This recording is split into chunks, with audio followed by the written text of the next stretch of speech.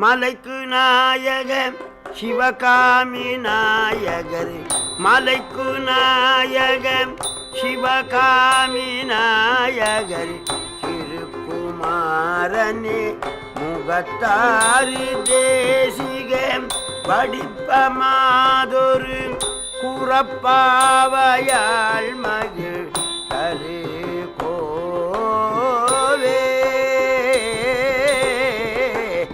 வசிட்டர் காசிவர் தபத்தான யோகியர் அகத்திய மாமுனி இடைக்காடர் கீரனும் வகுத்த பாதினில் பொருட்கோலமாய் வரும்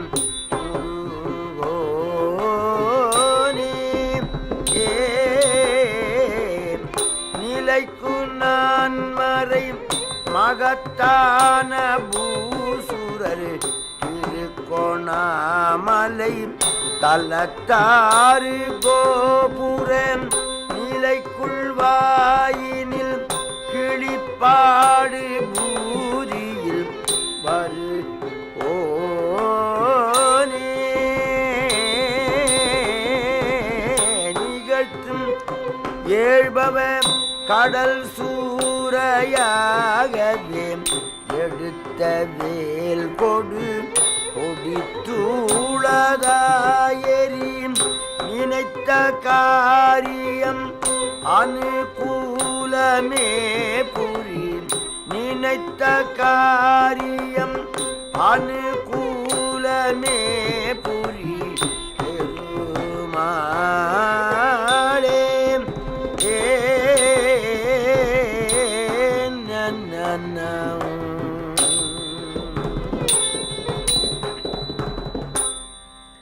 எல்லாம் வல்ல வயலூர் வள்ளல் பெருமானுடைய வற்றாத தனிப்பெருங் கருணையினாலே இராமாயணத்திலே மிகச்சிறந்த பகுதி விபீஷண சரணாகதி என்பது பற்றி பேசுவதற்கு மேற்கொள்ளுகின்றேன். இறைவனிடத்திலே சரணம் அடைவதுதான் எளிய வழி. நம்முடைய மனவாக்கு காயங்களினாலே இறைவனே உன்னை தவிர வேறு கதியில்லை, உன்னை ஒழிய ஒருவரையும் நம்புகில்லேன், பின்னை ஒருவரையான் பின் செல்லேன், என்னை காப்பாற்றினாலும் கைவிட்டாலும் உன்னுடைய திருவருள் போலே அடியேன் இருப்பேன் என்று முற்றிலும் நம்மை இறைவனிடத்திலே ஒப்புவிப்பது சரணாகதி. விபீஷணன் என்ற சொல்லுக்கு பயம் இல்லாதவன் என்பது பொருள். ஆண்டவனை அடைந்தவர்களுக்கு பயம் கிடையாது, அவன் அபயம் தருவான். அந்த பகுதி இப்பொழுது மேற்கொள்ளுகின்றேன். அனுமான் பிராட்டியாரிடத்திலே கணையாழியை கொடுத்தார். எம்பிராட்டி அனுமானுக்கு சிரஞ்சீவி பட்டம் கொடுக்கின்றார். பாழிய பனைத்தோள் வீரன் துணையிலேன் பரிவு தீர்த்த வாழிய வள்ளலே நான் மறிவிலா மனத்தேன் என்னில் ஊழி ஒரு பகலாய் ஓதும் யாண்டெலாம் உலகம் ஏழும் ஏழும் வீ உற்ற ஞான்றும் இன்று போல் இருத்தி என்றாள். உலகம் ஏழும் ஏழும் வீ உற்ற ஞான்றும் இன்று போல் இருத்தி என்றாள்.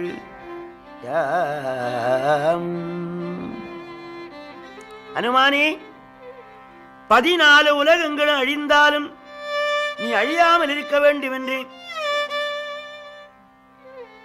எம்பிராட்டி சிரஞ்சீவி பட்டம் கொடுத்தார். அனுமான் கொஞ்சம் சந்தோஷத்தினாலே ஆடினார். அப்பனே, ராவணன் கண்டால் இடர் வரும், நீ விரைந்து போக வேண்டும்னு சொன்னார். அம்மா, பெருமானுக்கு நான் என்ன சொல்ல வேண்டும்? மகனே, இன்னம் ஈண்டொரு திங்கள் இருப்பல் யான், இன்னும் 1 மாசம் லங்கையில் இருப்பேன்னு சுவாமிக்கு சொல்லு. அதுக்கு மேலே எங்காவது ஜாவா சுமித்ரா போவீங்களான்னார். அப்பா, இந்த லங்கையில கால் வைக்கிற போது ஒரு கர்ப்பவாசம் 10 மாதம் இருக்கலாம் என்று எண்ணினேன். இப்பொழுது 9 திங்கள் முடிந்து விட்டனே, இன்னும் எஞ்சி இருப்பது ஒரு மாதம். இன்னம் ஈண்டொரு திங்கள் இருப்பல் யான் பின்னையாவி பிடிக்கின்றேன். இது மன்னன் ஆணை, இதனை மனக்கொள் நீ. எம்பெருமானுடைய திருவடி சான்றாக ஒரு மாதம்தான் இருப்பேன், அதுக்கு மேல உயிரை விட்டுடுவேன். அம்மா, நாம் போகவே ஒரு வாரம் ஆகும். எங்கள் சேனைகளை எல்லாம் படை திரட்டுவதுனா எளிதல்ல. மரத்துக்கு பொறிகடலை வாங்கி போட்டு சேர்க்கணும். வானர வீரர்கள் அழைத்து வர ஒரு வாரம் ஆகும். சமுத்திர அணை கட்டணம், 2000 வெள்ளம் அரக்கர்களை கொல்ல வேண்டும். 30 நாளைக்கு மேல ஒரு நாள் 2 நாள் கூடுதலாக ஆனாலும் தாங்கிக் கொள்ளுனர். அனுமானி, நான் அரிச்சந்திரன் குலத்துக்கு வந்த மருமகள், சொன்ன சொல்லை மாற்றுவதில்லை. திங்கள் ஒன்றினில் செய்தவன் தீர்வாதால் ஒரு கர்ப்பவாசம் 10 மாதம், 9 மாதம் கழிந்துவிட்டு இன்னும் இருப்பது ஒரு மாதம். திங்கள் ஒன்றினில் செய்தவன் தீர்வாதால் இங்கு வந்திலனேல். ஒருவேளை எம்பெருமான் இங்கு வர முடியவில்லையானால் அப்படியே திரும்பி போச்சொல்லு கங்கை ஆத்தங்கரையிலே. நான் குழந்தை இல்லாதவள், எனக்கு எம்பெருமான் திருமாங்கல்யம் சூட்டினார். அந்த கடனுக்காக கங்கையாற்றங்கரையில் அடியேற்கு தன் செங்கையால் கடன் செய்கின்ற செப்புவாள். எனக்காக எள்ளும் தண்ணீரை இறைக்க சொல்லு. இன்னொன்று, சிறக்கும் மாமியர் மூவர்க்கும் சீதை ஆண்டு இறக்கின்றாள் தொழுதாள் என்று செப்புவாய். லங்கையில இருந்து கங்கை கரையில மாமிகளுக்கு வணக்கம் சொல்லுகிறாள் பிராட்டி. சிறக்கும் மாமியர் மூவர்க்கும், கைகேசிக்கும் சேர்த்து இத்தனை துன்பங்கள் எவளாலே விளைந்ததோ அந்த மாமிக்கும் வணக்கம் சொல்லுகின்றாள் எம்பிராட்டி. சிறக்கும் மாமியர் மூவர்க்கும் சீதை ஆண்டு இறக்கின்றாள் தொழுதாள் என்று செப்புவாய். எம்பெருமான் எல்லாரிடத்திலும் கருணையோடு இருப்பார். என் விஷயத்தில் அப்படி இல்லை. அறத்தின் நாயகன்பால் அருள் இன்மையால் மறக்கு மாயினும் நீ மறையேலையா. எம்பெருமான் மறந்தாலும் மகனே நீ மறக்க கூடாது. மற்றொன்று, பகவான் மிதிலாபுரியில வந்து வில் வளைத்து என்னை திருமணம் செய்து கொண்டார். எங்க அப்பா சாந்தி முகூர்த்தத்துக்கு ஏற்பாடு பண்ணார். வெல்வெற்றி மெத்தை திண்டு தலையணை. எம்பெருமான் முன்னே சென்றிருந்தார். நான் பின்னே சென்று பெருமானை வணங்கினேன்.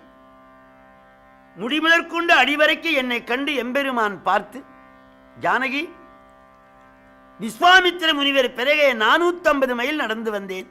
கால் வலிக்கிறது, கொஞ்சம் கால் பிடின. நான் மயங்கி தியங்கி நின்றேன். ஜானகி, கொஞ்சம் கால் பிடி. பெருமானே அச்சமாயிருக்கு. நான் என்ன புலியா கரடியா? கரடிக்கும் புலிக்கும் அஞ்ச மாட்டேன், கணவனுக்குத்தான் அஞ்சுவேன். இப்போது யார் கணவனுக்கு அஞ்சுகிறார்கள்? நான் என்ன உனக்கு நாயகன் தானே? உண்மை. ஒரு சந்தேகம் என்ன? தாங்கள் விஸ்வாமித்திர முனிவரோடு வருகிற பொழுது வழியிலே ஒரு கல் மேலே கால் வைத்தவுடனே அந்த கல்லு பெண்ணாகி விட்டதாமே. நான் நவரத்ன மோதிரங்கள் போட்டுக் கொண்டிருக்கின்றேன். தங்கள் கால்களை வருடுவதனாலே இந்த நீலக்கல்லு, பச்சைக்கல்லு, வைரக்கல் எல்லாம் பல பெண்களாக ஆகும். அந்த பெண்களையெல்லாம் கண்டு நீங்கள் ஒருவேளையே நான் பெருமான் பிராட்டியார கரத்தை பற்றி குலுக்கி, இந்த இப்பிறவிக்கு 2 மாதரை சிந்தையாலும் தொடேன் என்ற செவ்வாரன் தந்த வார்த்தை திருச்செவி சாற்றுவாய். வந்தேனைக்காரம் பற்றிய வைகல்வாய், இந்த இப்பிறவிக்கு 2 மாதரை சிந்தையாலும் தொடேன் என்ற செவ்வரம் தந்த வார்த்தை திருச்செவி சாற்றுவாய். இதற்கு எல்லாரும் பொருள் சொல்லுவார்கள், உன்னை தவிர இன்னொரு பெண் என்று சொல்லுவார்கள். அது பிழை. ஒரே மனைவியோடு வாழ்கின்ற நல்லவர்கள் எந்த காலத்திலும் உண்டு. மனைவியை தீண்டாமலே இருந்தார் ராமகிருஷ்ணர், ஒரே மனைவியோடு வாழ்ந்தார் காந்தியடிகள். ஆகவே உன்னை தவிர வேறு மாது என்பது பொருள் அல்ல. நாராயணர் தான் ராமர். நாராயணருக்கு 3 மனைவிகள், சீதேவி, பூதேவி, நீலாதேவி.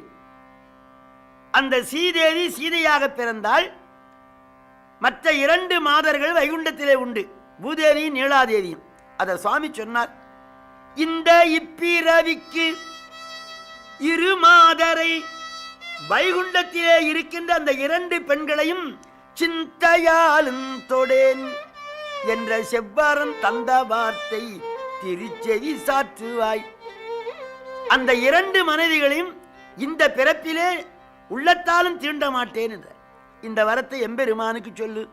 மற்றொன்று, ஈண்டு நின்று இறந்தனாயினும் மீண்டு வந்து பிறந்து தன்மேனியை தீண்டுகின்றதோர் தீவினை தீர்வாரம் வேண்டினாள் தொழுதென்று விளம்புவாய். அப்பா, காலவசத்தாலே ஒருவேளை நான் இறந்து போவேனானால் அடுத்த பிறப்பிலே எம்பெருமானே என கணவனா வர வேண்டும் என்று நான் வரம் கேட்டதா சொல்லு.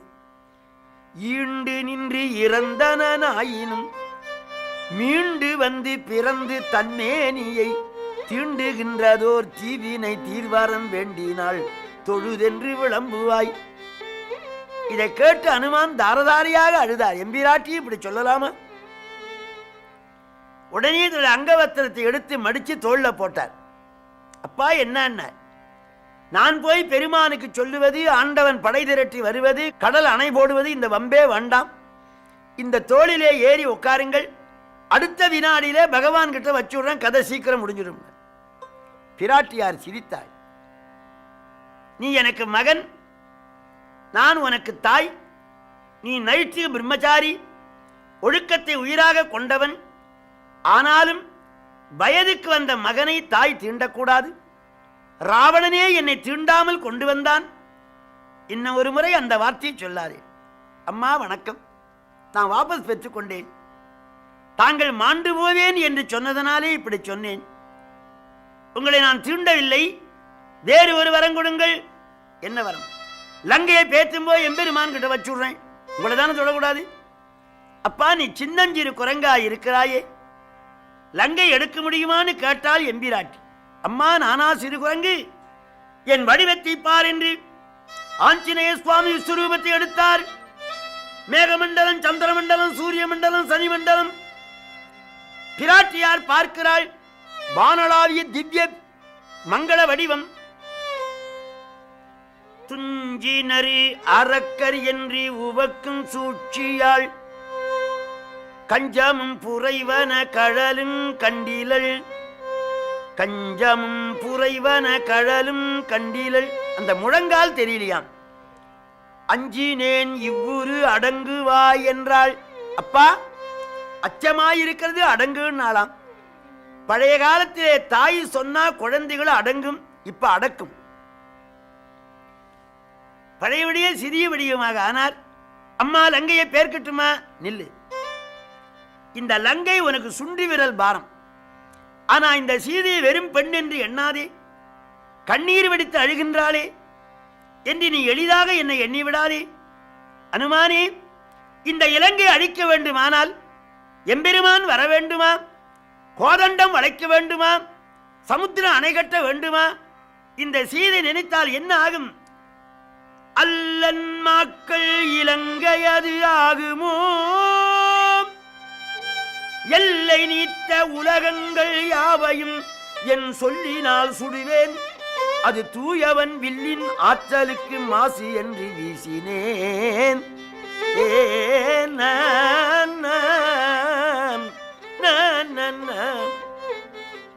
அப்பனே, இந்த இலங்கை எம்மாத்திரம்? அல்லன் மக்கள் இலங்கையது ஆகுமோ? கணக்கில் அடங்காத அண்ட கோலங்களை எல்லாம், அகிலாண்டங்களை எல்லாம் ஒரு வார்த்தையினால் அடித்து விடுவேன். உலகங்கள் யாவையும் என் சொல்லினால் சுடுவேன், ஒரு வார்த்தையினால் அடித்து விடுவேன். அப்படி அழித்து விட்டால் சீதாயணம்னு பேர் வருமே தவிர ராமாயணம்னு வராது. பெண்ணா பிறந்தவங்களாம் கணவனுக்கு புகழ் தேடி கொடுக்கணும். ஆகையினால என் கற்பை மடக்கி கொண்டிருக்கின்றேன், நீ வாழ அடக்கிக்கின்னு போ. உத்தரவு. நீ என்னை கண்டதற்கு அடையாளமாக இந்த சூடாமணியை தருகின்றேன், பெற்றுக்கொள். அது சூரிய பிரகாசமாக ஒளிவிட்டது. துணியில மறைத்து வைத்திருந்தால் எம்பிரான். தேவர்கள் பார்க்கடல் கடைந்த பொழுது 3 மணிகள் தோன்றினே அமிர்தத்தோடு. ஒன்று கௌஸ்துபமணி, ஒன்று சிந்தாமணி, ஒன்று சூடாமணி. கௌஸ்துபமணியை திருமால் எடுத்துக்கொண்டார். சிந்தாமணி இந்திரனிடத்திலே நின்று விட்டது. இந்த சூடாமணியை நிமி என்ற மன்னன் பெற்றான். அவர்கள் பரம்பரையாக பூசித்துக் கொண்டு வந்தார்கள். ஜனகராஜா அமிர்தத்தோடு இருந்த பிராட்டியாருக்கு அதை தங்கத்திலே அழுத்தி இந்த நெற்றிக்கு மேலே அணுகின்ற சூடாமணியாக தலையிலே வைத்தார். சூடாமணி என்றால் சூடுகின்ற மணி, செய்யா என்ற வாய்ப்பாட்டின் அதை தலையில சூடிக்கொண்டிருந்தால் எம்பிராட்டி. கானகத்துக்கு புறப்படுகின்ற பொழுது அதை மடியில வைத்துக் கொண்டு வந்தாள். அணிகலங்கள் எல்லாம் எரிந்த பொழுதும் அதை எரிந்தபாடு இல்லை. அந்த அற்புதமான மணியை அனுமான் கையில கொடுத்து இதை கொண்டு போய் எம்பெருமானுக்கு அடையாளமாக உத்தரவு. வலஞ்செய்து என் குலஞ்செய்த புண்ணியம் என்று விடைபெற்றுக் கொண்டார். சுவாமி நினைக்கிறார், வந்ததுக்கு ஒரு அடையாளம் செய்ய வேண்டாமா? இரவில வந்து இரவிலே போகலாமா? அம்மா கொஞ்சம் பசிக்கிறது, பழம் சாப்பிட்டு போறேன். இது ரொம்ப காவல் உள்ள அசோகவனம், இங்க வண்டுகள் கூட நுழையாது. உதிர்ந்து போன பழத்தை சாப்பிட்டு போடும் உத்தரவு. அனுமான் அசோகவனத்திலே நுழைந்து அரை நாழிகைக்குள்ளாக அந்த மரங்களெல்லாம் வேரோடு பேர்த்து அடித்து நொறுக்கி விட்டார். கூண்டோடு கைலாசம்னு சொல்லுவார்கள். சில மரங்களை பேர்த்து எரிந்தார். அந்த மரங்களில் இருக்கிற பட்சிகள் கூட்டோடு சொர்க்கத்துக்கு போயிட்டு. இதை காவலர்கள் ஓடி ராவணனிடத்திலே சொன்னார்கள். ஜம்புமாலி என்ற சேனாபதி அனுப்பினான். அவனையும் சேனைகளை அனுமார் கொன்றார். பஞ்ச சேனாபதி வந்தான். 5 புலன்களை ஞானி அடக்குவது போலே 5 சேனாதிபதிகளை அழித்தார். ராவணனுடைய கடைக்குட்டி அட்சகுமாரன் வந்தான் இளம் வீரர்களோடு. அனுமான் ராமா என்று பாய்ந்து அவன் சேனைகளெல்லாம் அடித்து கொன்று அவனை காலிலே வைத்து தேய்த்து விட்டார், துவையல் போலே. இதை கேட்டு ராவணன் மிகுந்த வேதனை அடைந்தான். அவன் மகன் இந்திரஜித்து, அப்பா உங்களுக்கு ஞானம் குறைந்து விட்டது. இலங்கையிலே ஒரு குரங்கு நுழையுமா? நுழைந்தாலும் அசோகவனத்தை அழிக்குமா? என் தம்பியை கொல்லுமா? ஏதோ ஒரு தெய்வம் குரங்கு வடிவாக வந்திருக்கின்றது, நான் போய் கொல்லுகிறேன், நீ பிடிச்சுக்கணும் வாண்ண. சிறந்த சேனைகளோடு இந்திரஜித்து வந்தான். தேய்ந்த இடத்தை பார்க்கின்றான். எம்பியோ தேய்ந்தால் எந்தை புகழன்றோ தேய்ந்தது என்றால், என் தம்பி தேயவில்லை, என் தந்தையின் புகழ் தேய்ந்தது என்று நீண்ட நேரம் போரிட்டு பிரம்மாத்திரத்தினால் அனுமானை கட்டி தந்தையாரிடத்தில் கொண்டு வந்தான். வானரனே, நீ யார்? தேவன, முனிவன, சித்தன, யட்சன, உன் உயிர் போவதற்கு முந்தி சொல்லுன்னான். ஏ பேதையே, உன் உயிர் போவதற்கு முந்தி சொல்லுகின்றேன்.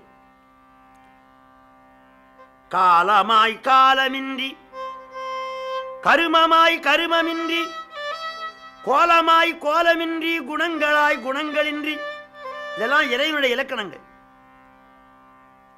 மூலமும் நடுவும் ஈரும் இல்லதோர் மும்மைத்தாய, காலமும் கணக்கும் நீத்த காரணன் கைவில் ஏந்தி, சூலமும் திகிரி சங்கும் கரகமும் துறந்து, தொல்லை ஆலமும் மலரும் வெள்ளி பொறுப்பு விட்டு அயோத்தி வந்தான். நடுவும் ஆதியும் அந்தம் இல்லாத எம்பெருமான் ஸ்ரீ ராமச்சந்திரமூர்த்தி, அவருடைய தூதன் ஏன் வந்தாயின? பேதையே, சீதையை சிறைவிடு. உடனே ராவணன் சீறி கொல்ல போனான். விபீஷ்ணாழ்வார் தடுத்தார். அண்ணா, மாதரையும் தூதரையும் கொல்லக்கூடாது. அப்படியானா வாலிலே துணி சுத்தி எண்ணெயை நினைத்து தீ வச்சு விடுங்க. அந்த ஊரில் இருக்கிற ஜவுளிகள், கயிறுகள், தாலி கயிறு தவிர எல்லா கயிறுகளும் கொண்டு வந்து சுற்றினார்கள்.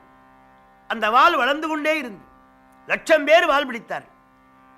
அதை எண்ணெயிலே நனைத்து ஊர் முழுக்க காட்டினார்கள். அனுமான் எல்லாவற்றையும் நன்றாக உற்று பார்த்தார் தீ வைப்பது. அறிவுள்ள தாய்மார்கள் சொன்னார்கள், இது வானரமல்ல, தெய்வம் வானர வடிவாக வந்தது. இந்த தகவல் பிராட்டியாருக்கு தெரிந்து, ஏ அக்னியே, நீயே நான் உன்னை சான்றாக வைத்திருக்கின்றேன்.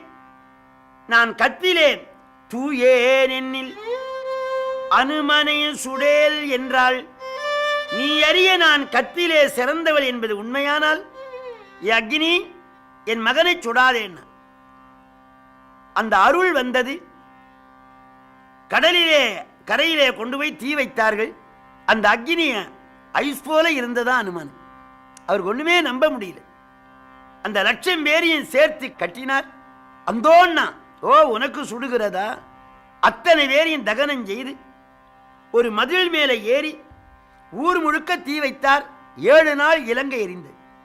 அப்படி இலங்கை எரியூட்டி விட்டு கதிர்காமத்தில் சென்று மாணிக்கு கங்கையில முழுகி மருவு அடியார்கள் மனதில் விளையாடும் மரகத மயூர பெருமாள் கான் மணி தரளம் வீசி அணி அருவி சூழ மருவு கதிரு காம பெருமாள் கான். கதிர்காமத்து முருகனை வணங்கி வடதிசையை நோக்கி கிஷ்கிந்தியிலே வந்து ராமனுடைய திருவடியை தொழுதார்.